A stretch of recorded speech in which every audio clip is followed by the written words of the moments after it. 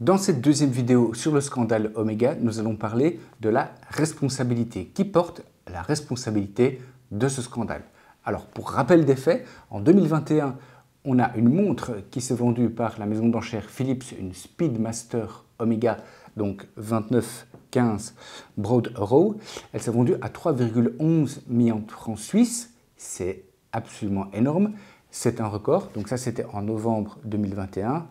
Grosso modo, 15-16 mois plus tard, en avril 2023, donc en avril de cette année, un blogueur, Periscope, fait tout un article dans lequel il pointe certaines incohérences. Alors selon lui, il y a un problème au niveau de la lunette, il y a un problème au niveau du numéro de série, un problème au niveau du fond de la boîte, sans parler de la teinte chocolat qui est plus vraie que nature. Bref, sur cette montre, il y a tout qui cloche. Alors, la justice, en tout cas à l'heure où je vous parle, la justice fait son travail. On a 2 personnes qui sont incriminées à l'extérieur d'Omega et 3 personnes à l'intérieur de Omega. Omega a d'ailleurs reconnu les faits. C'est lui-même qui a fait appel à la justice d'ailleurs. Mais ma question aujourd'hui, c'est pas qui est coupable, ça c'est le travail de la justice, mais c'est qui est responsable. Et pour vous en parler, laissez-moi faire une analogie avec le job d'un de mes amis il y a quelques années. Donc, il était responsable de la fraude chez un opérateur de téléphonie mobile. Il a fait ça pendant une dizaine d'années. Son boulot, c'était de traquer la fraude en fait. Et il y a 2 types de fraude. Il y avait la fraude externe, par exemple, l'opérateur payait des sociétés pour lui décrocher des contrats et elle payait par contrat une certaine somme d'argent. Et donc, ça veut dire, par exemple, que le fraudeur externe allait faire des contrats bidons pour recevoir le paiement par contrat. Donc ça, c'est une fraude externe. Il y avait aussi des fraudes internes. Alors, la fraude interne, c'est quoi, par exemple? Eh bien, c'est un employé du service desk, du helpdesk. Alors, attention, ils ne sont pas tous comme ça, évidemment, mais c'est un cas de figure.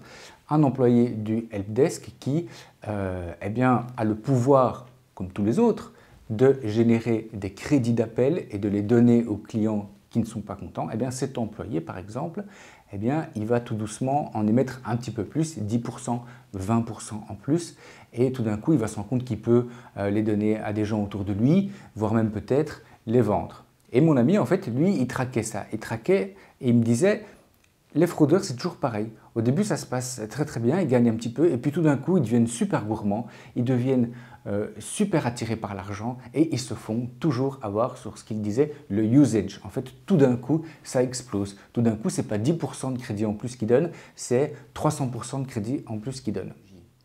Pourquoi cette analogie? En fait, chez Omega, tout comme dans un opérateur de téléphonie mobile, il y avait dans un endroit la concentration d'une valeur, la création d'une valeur et le fait de pouvoir la faire sortir du cadre de l'entreprise. Par exemple, dans le musée Omega regorge de milliers et de milliers de pièces. C'est un trésor d'histoire, c'est un trésor également en matière d'argent, en matière de valeur. Et le musée a la capacité d'aller pouvoir faire sortir ces pièces, qui c'est contre argent, voire même de maquiller certaines pièces avec d'autres collaborateurs à l'intérieur de la maison. Et là où, selon moi, il y a un souci de responsabilité, c'est que dans les opérateurs de téléphonie mobile, il y a un département fraude qui est assez actif et qui repère tous les usages. Et on dirait que chez Omega, il n'y avait pas ça. Chez Omega, il n'y avait pas de département fraude, ou en tout cas, il n'a pas fait son travail. Ou s'il a fait son travail, on l'a un petit peu fait taire. Et si on l'a un petit peu fait taire, c'est un peu bizarre que maintenant cette histoire sort après 16 mois. Bref, selon moi, il y a une certaine responsabilité de la part de Omega. Et en fait, même pas que de Omega.